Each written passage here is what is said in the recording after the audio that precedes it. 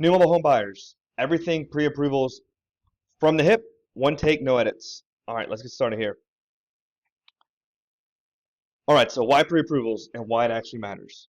The pre-approval is what we do to lay the foundation to ensure that you are ready to buy a mobile home. Starting with your income. Is your income strong enough? Do you have outstanding debt? Do you have outstanding credit card debt, car payments, anything that's going to hinder you from being able to pay back that debt? Do you have strong tax returns to back up your income? Are we able to prove that you can make the money you say you make?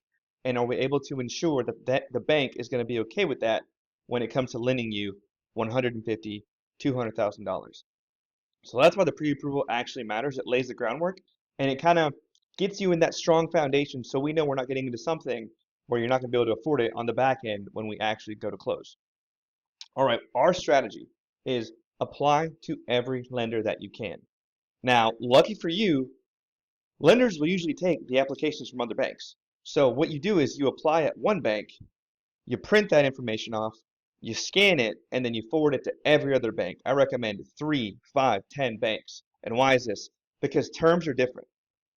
Down payments are different depending on what they want, what they look for, and we can compare and contrast the banks and get you your best deal. We try to get you pre-qualified at least 3, at least 5, somewhere in that range, number of banks, so that they're fighting for you as opposed to you fighting for them and begging for them to pre-approve you. We try to get you at least 3 to 5 pre-approvals so then we can use those as ammunition and leverage so that the other banks can try and match or even beat the bank that did pre-approve you. And so that way we get, 5 offers, cycle them around each other, pick the best one. So apply to as many lenders as you can within that 3 to 5 week period. Ideally, in that first week, you just take that application and blast it out. Forward it to everybody. Get everything together. Get your documentation, your driver's license, your 2 years tax returns, your 2 months pay stubs, your proof of land ownership, and that's 90% of the items you're going to need to get that pre-approval figured out. All right, so we covered the documents. Credit scores. This is why we apply to at least 3 to 5 banks and hopefully get you to be pre-approved in at least 3 to 5 banks because things are different depending on your situation. You might have a low credit score but have strong income. You might have a high credit score and low income. You might have over a 700, so you only need 5% down. None of this is financial advice. None of this is a guarantee. Or you might have, a 580 with strong income, so you're still going to be able to qualify because you have a lot of cash to put down on the house. There are so many different reasons that you could get pre-approved or disapproved or denied.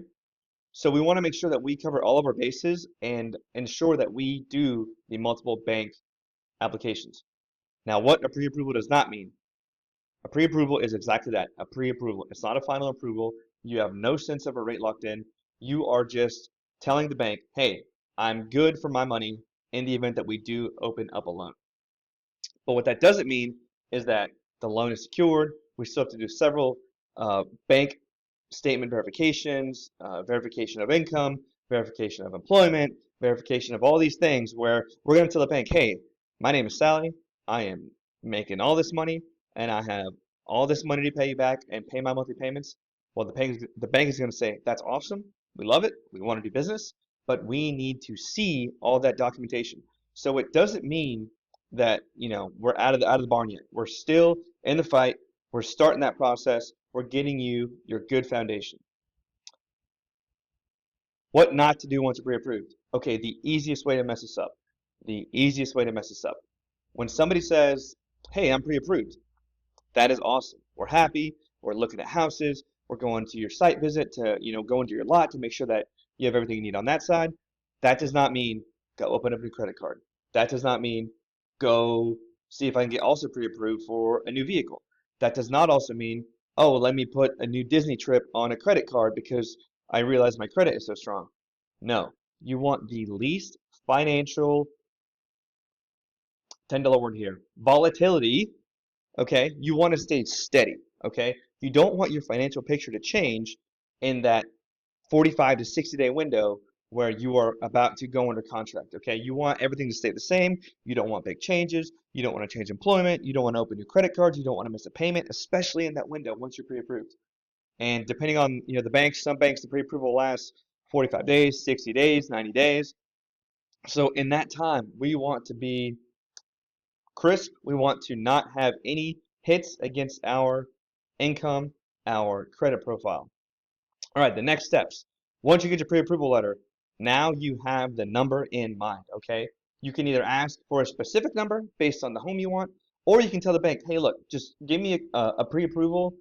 Tell me how much I can be pre-approved for, and hopefully that's a bigger number than you expected, and you don't need nearly as much. Okay, so the next step is you would text myself, Jesus in South Carolina, upstate South Carolina. Text number is below. Shoot me a text, and I can help you out, or text your local representative. And I'll see you in the next one where I'll be walking through the next steps, such as a site visit, going under contract. So please subscribe and talk to the next one. Bye bye.